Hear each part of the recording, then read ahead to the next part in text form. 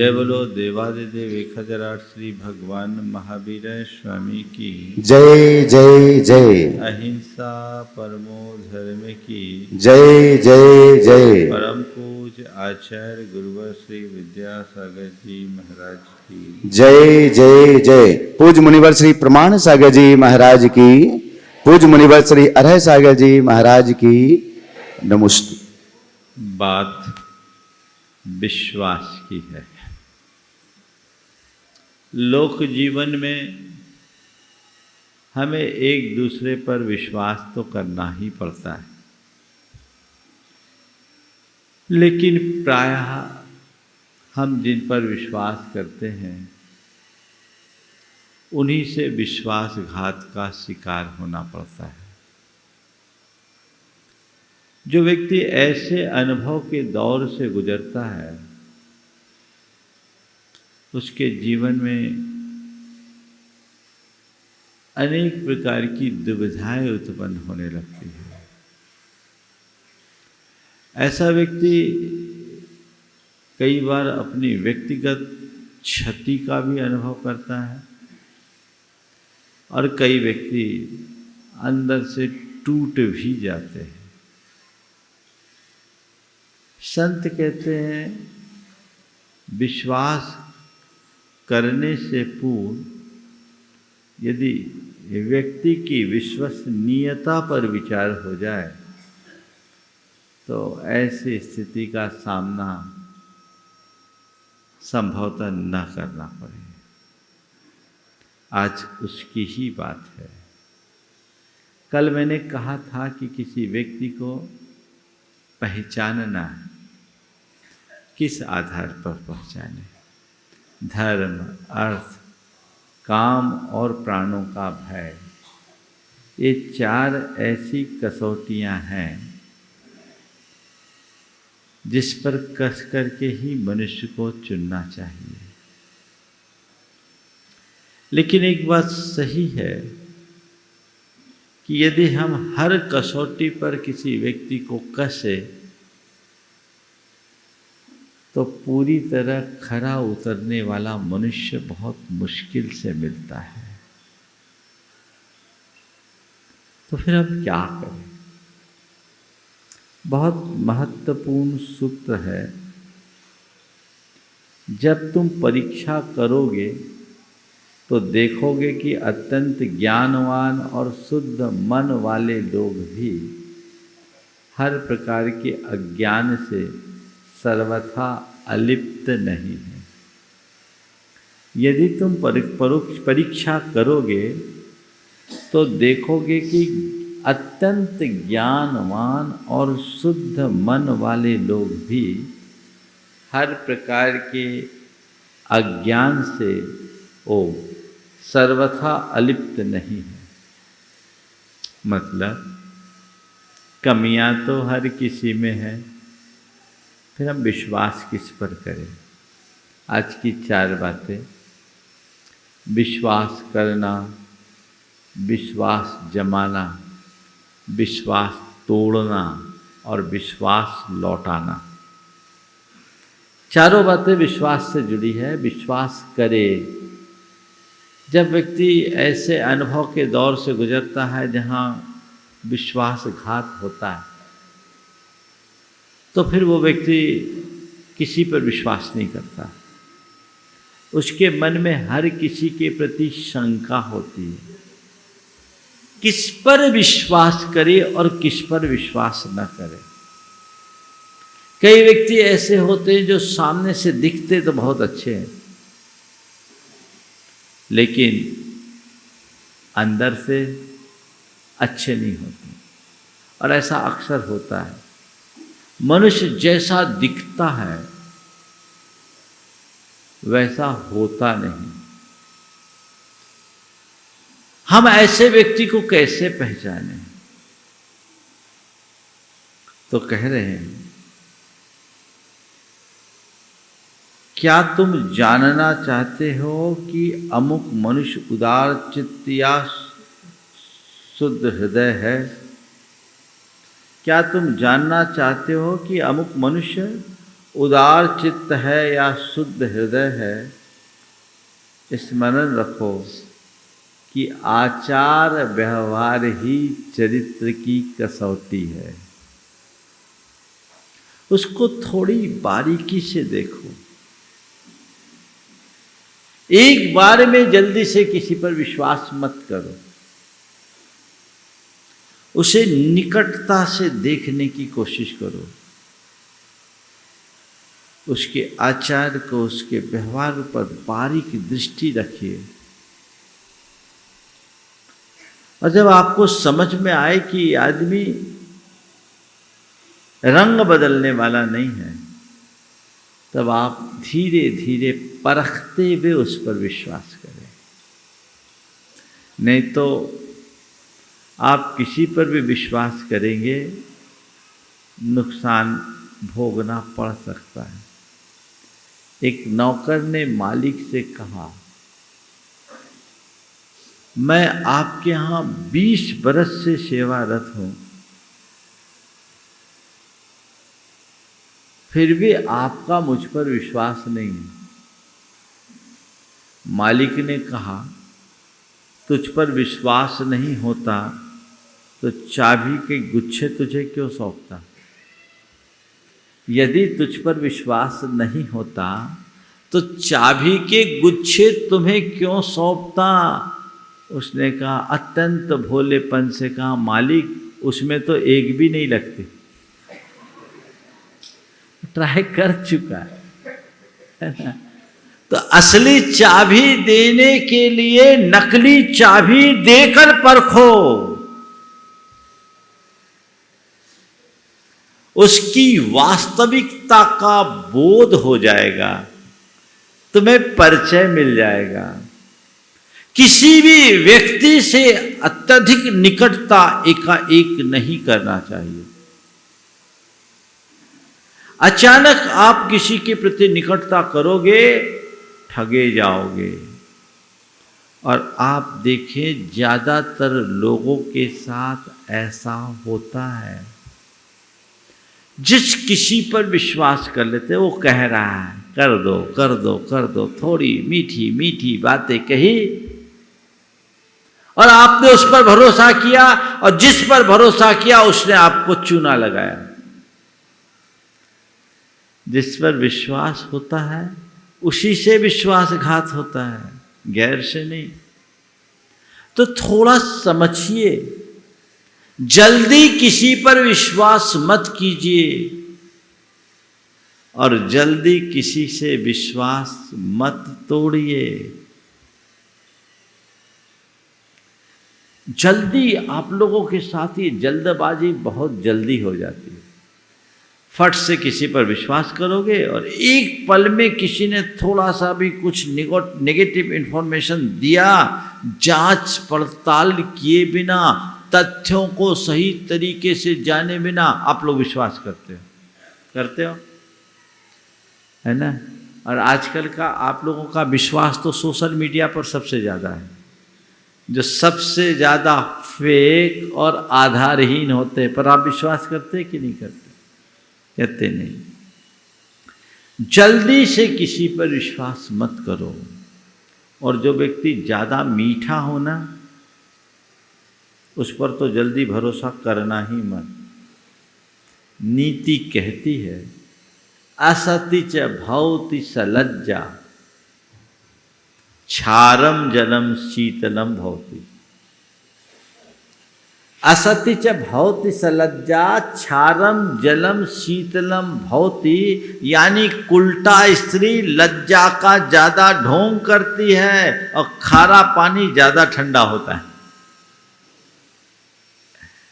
तो वो व्यक्ति यदि तुम्हारे प्रति ज्यादा विनम्र है, अपनी सुहृदयता को प्रकट कर रहा है और एकाएक अपना प्रेम प्रकटा रहा है, थोड़ा सावधान हो जाना। ये कभी भी तुम्हें नुकसान पहुंचा सकता है। मैं ये नहीं कहता कि ऐसे आदमी को शंका की दृष्टि से देखो, पर मैं ये कहता हूं कि ऐसे व्यक्ति के सामने आंख मूंद कर समर्पित मत हो। थोड़ा समझो, परखो, समय दो, फिर खुलो।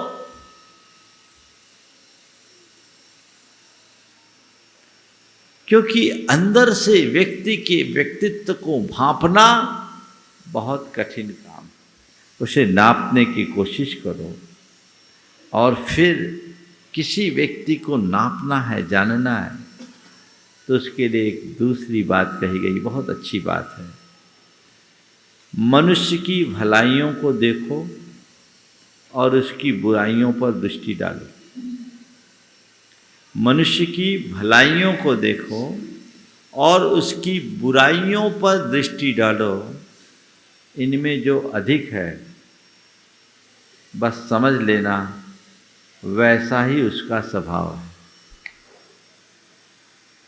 मनुष्य की भलाइयों को देखो और बुराइयों पर दृष्टि डालो, उसमें जो अधिक है समझ लेना वही उसका स्वभाव है, वही उसका स्वभाव है। किसको डोमिनेट कर रहा है वो, ये देख करके व्यक्ति को नापिए। अगर अच्छाई अधिक है, बुराई कम है, तो उसे इग्नोर किया जा सकता है। और बुराइयां अधिक है और अच्छाई एक दो है तो उसे एकदम नजरअंदाज मत करना। क्योंकि ये बुराई, ये अच्छाई जो है, ये केवल ऊपर प्रकट करने के लिए है, अंदर तो जहर भरा है, वो कभी भी नुकसान कर सकता है। एक व्यक्ति ने अपना अनुभव बताया। उसके घर एक नौकर था, जी तोड़ काम करता था। जो काम कोई नहीं कर सके वो काम कर दे, यानी 10 का काम अकेला करता था। लेकिन वो गंजेड़ी था और झूठ बहुत बोलता था। पति बार बार कहे कि ये हमारे घर में रहने लायक व्यक्ति नहीं है, रोज गांजा पीना इसका काम है और झूठ सच करता रहता है, झूठ ही बोलता है, इसको मत रखो। पत्नी ये कह करके कि ये छोटी सी उसका पर्सनल मैटर, इस पर क्यों ध्यान देते, काम कितना करता है, जितना काम वो करता कोई नहीं कर सकता, इसको मत हटा। इस बात को लेकर पति पत्नी में अक्सर तकरार होती, और वह पत्नी के सामने और मीठा बन बन करके उसको अपने वश में कर लिया। माने ऐसा कि पत्नी उसकी हिमायती बन गई। चलता रहा, पर ऐसे दुर्व्यसनी व्यक्ति पर भरोसा कैसे करें। एक बार ऐसा हुआ, पति बाहर गया अपने व्यापार के काम के पीछे 3 दिन तक, 3 दिन के लिए बाहर गया था। घर में पत्नी थी और एक 10 साल का बच्चा। पति के अब्सेंस में उसने पत्नी को और उनके बच्चे को एक कमरे में बांध दिया और घर का सारा धन लेकर के चंपत हो गया, कभी मिला ही नहीं। बाद में वो अपना सिर फोड़ कर पकड़ करके बैठ गई कि काश मैंने अपने पति की बात मानी होती तो ये दुर्दशा नहीं होती। प्रायः भावनाओं में लोग ऐसा कर बैठते हैं। हो सकता है इस तरह का अनुभव आप लोगों के साथ भी घटा हो। संत कहते यहां समझदारी रखो, बुद्धि से काम लो, केवल भावना के आवेग में मत बहो। दोनों तरफ से अतियां दिखती है। बुराई को पकड़ करके व्यक्ति की अच्छाई की उपेक्षा कर दो, या एक आध अच्छाई से इतने प्रभावित हो जाओ कि सारी बुराइयों से आंख मूंद लो। ये ठीक नहीं।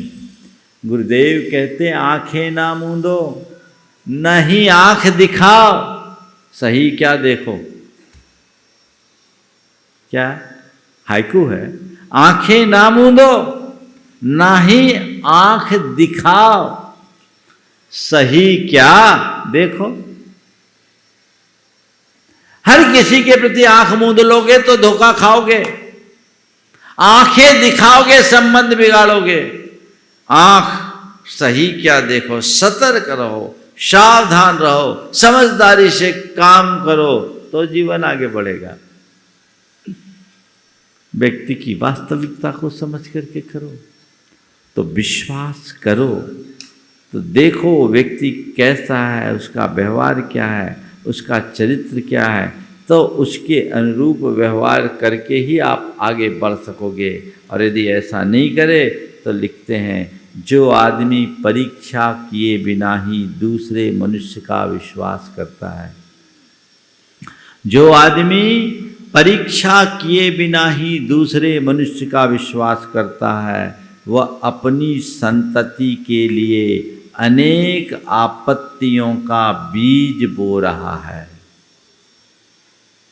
जो मनुष्य परीक्षा किए बिना ही दूसरे मनुष्य का विश्वास करता है, वह अपनी संतति के लिए अनेक आपत्तियों का बीज बो रहा है।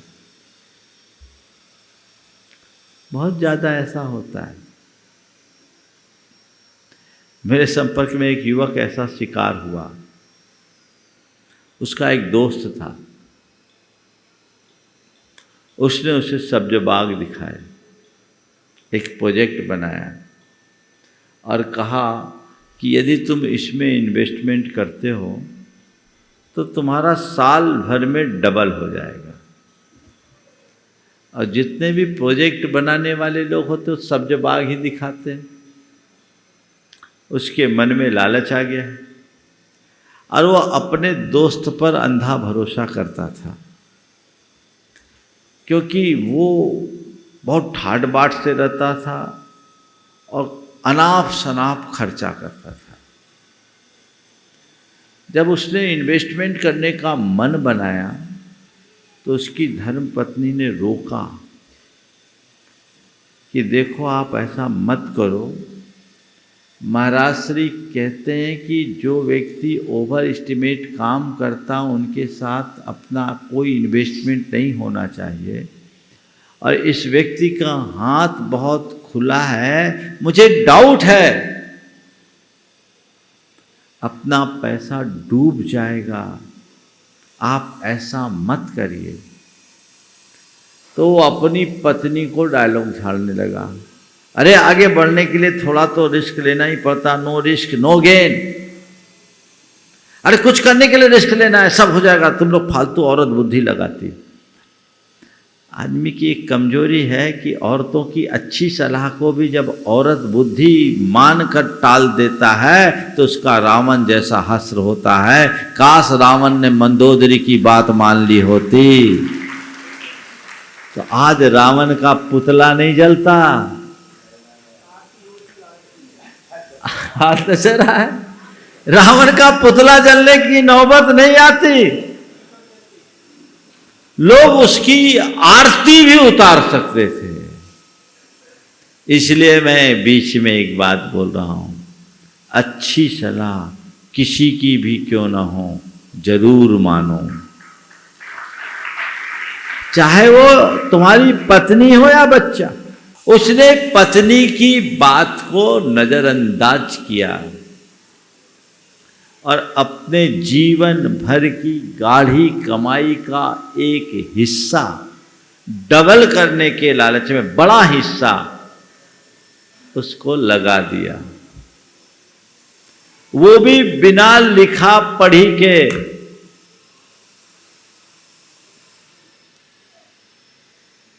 और हुआ वही जो होना था।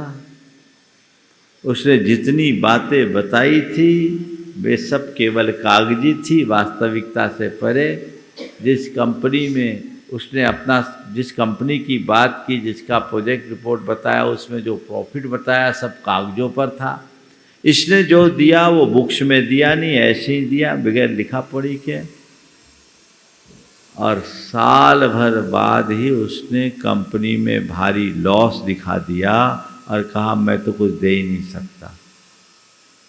पेपर पर ही लॉस दिखा दिया, मेरे पास कुछ बचा नहीं। वो व्यक्ति डिप्रेशन में आ गया। मैं यहीं सम्मेत शिखर जी में था, 2014 की बात है। उसका मन सुसाइड करने का हो गया। उस घड़ी उसकी धर्मपत्नी ही आगे आई और उसे मेरे पास लेकर आई। बोले महाराज इनको कहिए जो खोया सो खो गया, अब जो जीवन बचा इसको संभालिए, फिर से नई गिनती शुरू करेंगे और फिर हम आगे खड़े हो जाएंगे। यही समझ लीजिए कि उस जीव का हमारे साथ कोई पुराना कर्जा था जो आज उसने हिसाब पूरा कर लिया। महाराज इनको समझाइए। इतनी सकारात्मक थी उसकी धर्मपत्नी की, क्या बताऊं। उसने पति को संबल दिया, मेरे पास ला करके संबोधन दिलाया। मैंने उसे संबोधा। एक तेजस्वी युवक, ऐसा जैसे कुमलाया हुआ फूल, एकदम बुझा बुझा चेहरा। उसके मन में हुआ कि मैं सब खो दिया, आत्महत्या करने का मन बना लिया। मैंने उसे अपने तरीके से मोटिवेट किया। उसको सामान होने में 2-2.5 महीने लगे, संभला और उसके बाद फिर अपना काम आगे बढ़ा। आज वापस अपनी पुरानी स्थिति के निकट पहुंच गया और वो कहता है कि महाराज इस घटना से मुझे नुकसान नहीं नसीहत मिली है। मैं नुकसान नहीं नसीहत मिली है। काश मैंने आगे बढ़ने से पहले अपनी धर्मपत्नी की बात मान लिया होता तो ये नौबत नहीं आती। आप लोग भी देखिए, इस अंधे विश्वास के परिणाम स्वरूप कई बार धोखा खाए होंगे, है ना। तो अब बार बार धोखा खाने की नौबत ना आए, इसलिए सतर्क हो जाओ। चाहे जिस पर विश्वास मत करो। थोड़ा देखो, 6 महीने का समय तो देखो। ज्ञान सागर जी महाराज कहा करते थे कि 2 पैसे की हणियां खरीदते हो। हणियां समझते हो ना, मटका। तो 2 पैसे की हणियां खरीदते हो तो उसे भी ठोकते हो, पहले ठोक बजा कर देखते हो। तुम जीवन में किसी को अपना संगी साथी बनाना चाहते हो तो पहले ठोक करके देखो खरा है कि नहीं। ठोक बजा कर देखो। जल्दबाजी में अक्सर गलतियां हो जाती है। मैं युवक युवतियों से कहूंगा, आज के समय में वे लोग बहुत जल्दी विश्वास करते हैं। और विश्वास, अरे मेरा तो 7 जन्म का प्यार है, और थोड़े दिन बाद वो 7 जन्म का बैर बन जाता है ना। वो प्यार नहीं होता, बायोलॉजिकल अट्रैक्शन मात्र होता है, जो एक खुमारी की तरह हावी होता है और बाद में तहस नहस हो जाता है। विचार करो, ऐसे पर कभी विश्वास मत करना जिससे तुम्हारे मां बाप से ही विश्वास टूट जाए। देखिए, एक युवक मेरे पास आया, डॉक्टर था, एमडी किया था, कर रहा था। मैं जयपुर में था। वो आया, धार्मिक था और वो एक दूसरी लड़की से शादी करना था जो जन्मना जैन नहीं थी। वो खुद डॉक्टर था, जैन धर्म के प्रति अच्छी अटूट श्रद्धा रखता था। तो जब मैंने उससे पूछा कि तू इतना धर्मात्मा, तू जैन है, जैन धर्म के प्रति श्रद्धा रखता है, तो जिस लड़की से शादी करने की बात कर रहा है वो जैन नहीं है, तेरा काम चलेगा? बोले नहीं, उसने कह दिया है कि मैं अपना धर्म छोड़ दूंगी, जैन धर्म पाल लूंगी। तो मैंने उससे कहा, ये बताओ, तुम पर कोई कितना भी प्रलोभन या दबाव हो या किसी का कितना भी स्नेह हो, क्या तुम अपना धर्म छोड़ दोगे? बोले नहीं, मैं तो मर जाना पसंद करूंगा, धर्म नहीं छोड़ूंगा। तो मैंने कहा, जो आदमी अपना धर्म बदल सकता है वो कल पति भी बदल सकता है। जो आज धर्म छोड़ सकता है कल तुम्हें भी छोड़ सकता है। थोड़ा विचार करो, धर्म क्यों छोड़ने की बात आ रही है? इसका मतलब उसकी धर्म के प्रति सही निष्ठा ही नहीं। और जो व्यक्ति धर्मनिष्ठ नहीं होता वो किसी के प्रति निष्ठावान नहीं बन सकता। मेरी बात उसे जची। हमने कहा, पक्का आदमी वो होता है जो अपने उसूल का पक्का होता है। जिसका कोई उसूल नहीं वो भरोसे के लायक नहीं। उसने कहा, महाराज जी आपने मेरी आंखें खोल दी। अब बस मैंने पूछा, आप क्या करना है? बोले बस पिताजी साथ में थे। बोला वही करना है जो हमारे माता पिता चाहेंगे, हम अपना निर्णय लेते हैं। एक पल लगा। समझदार व्यक्ति को समझाने में वक्त नहीं लगता और मूर्खों को समझाने में कुछ नहीं मिलता। और कहावत है, मूर्ख को समझाओ तो ज्ञान गांठ को जाए, है ना? मूर्ख को समझाओ तो ज्ञान गांठ को जाए। क्यों समझाना? उस समझाइश से अपने आप को बचा करके चलना चाहिए। और बहुत अच्छी बात लिखी है, परीक्षा किए बिना किसी का विश्वास न करो और अपने आदमियों की परीक्षा लेने के बाद हर एक को उसके योग्य काम दो। बहुत मूल्यवान वाक्य है। परीक्षा किए बिना किसी का विश्वास न करो, और जो तुम्हारे परीक्षा में पास हो गया उस पर अविश्वास मत करो। उसके योग्य काम दो, उससे काम लो और आगे बढ़ो, जिससे कि जीवन सफलीभूत हो सके। आप लोग या तो आंख मूंद कर विश्वास कर लेते हो या फिर शंकाई करते रहते हो, तो झूलते ही रहते हो। तो विश्वास विश्वसनीय पर करना। दूसरा है विश्वास जमाना। कुछ लोग होते हैं जो अपना आचरण और व्यवहार ऐसा करते हैं कि सामने वाले पर हमारा विश्वास जम जाए। तो पहले विश्वास जमाते हैं और बाद में चूना लगाते हैं, है ना? बहुत सारे लोग हैं, तुम्हारे अनुकूल मीठी मीठी बातें बोल बोल करके अच्छा विश्वास जमा लिया, और तुमने भी सोचा इससे अच्छा तो इंसान कोई है ही नहीं। धोखा खाओगे। खाओगे कि नहीं खाओगे? खाओगे कि नहीं खाओगे? अरे महाराज, खाओगे की बात मत कहो, कई बार खाए हैं, है ना? कई बार खाए, कोई बात नहीं। एक बार तुम्हारा विश्वासघात हो, एक बार किसी से धोखा खाओ और संभल जाओ, तो दोबारा तुम कभी ऐसी स्थिति का सामना नहीं करोगे। लेकिन मुश्किल तो ये है कि लोग ठोकरे खा करके भी नहीं सुधरते। धोखा पर धोखा, धोखा पर धोखा, धोखा पर धोखा, फिर भी चल रहा है, चलने दो। ये कतई उचित बात नहीं है। तो कोई तुम पर विश्वास जमाने की कोशिश करे, तुम उसकी परीक्षा करो, तभी विश्वास करो। और तुम किसी पर विश्वास जमाने की कोशिश मत करो।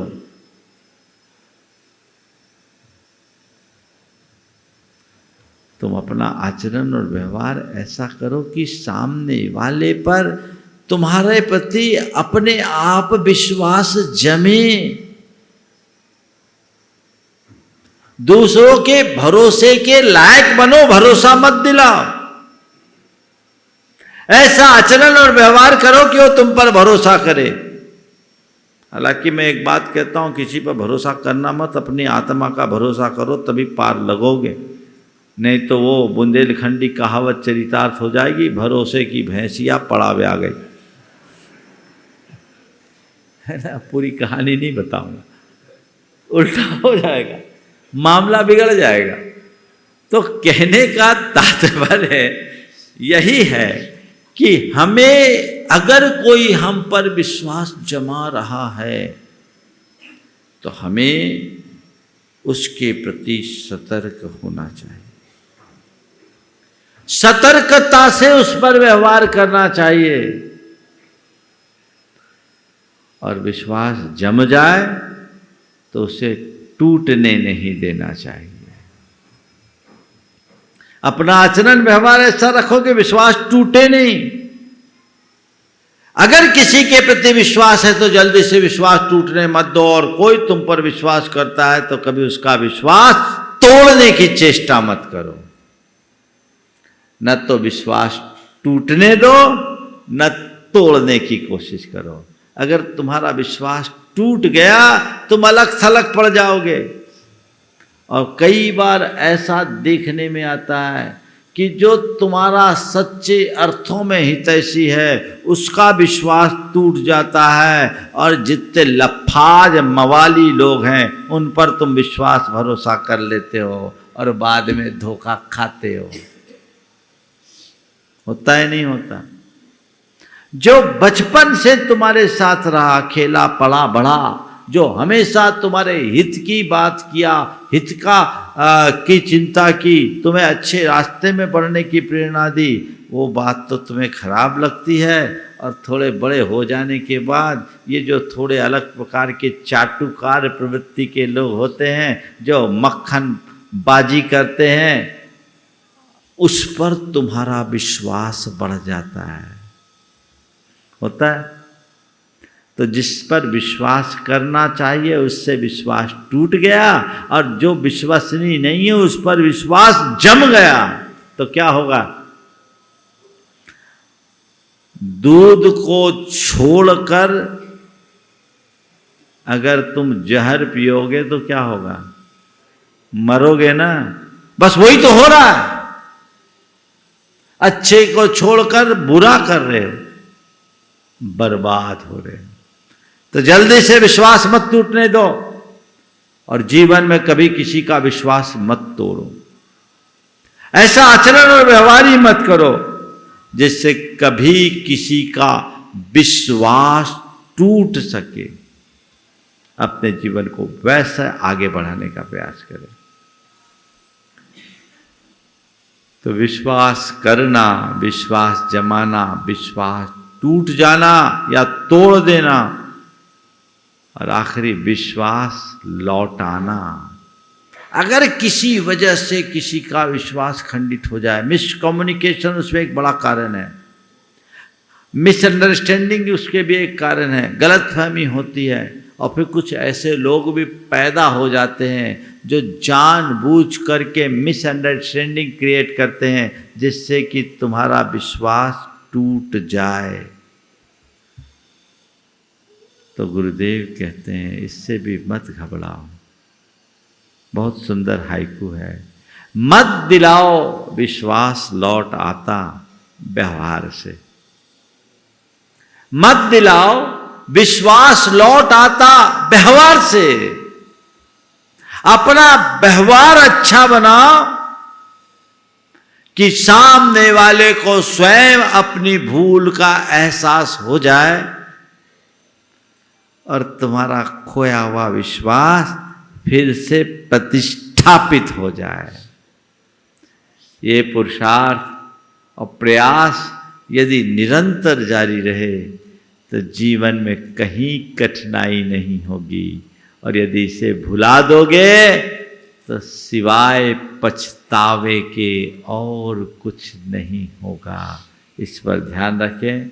और आखिरी वाक्य है, अनजाने मनुष्य पर विश्वास करना और जाने हुए योग्य पुरुष का संदेह करना। अनजाने मनुष्य पर विश्वास करना और जाने हुए योग्य पुरुष का संदेह करना, ये दोनों ही बातें एक समान अगणित आपत्तियों की जननी है।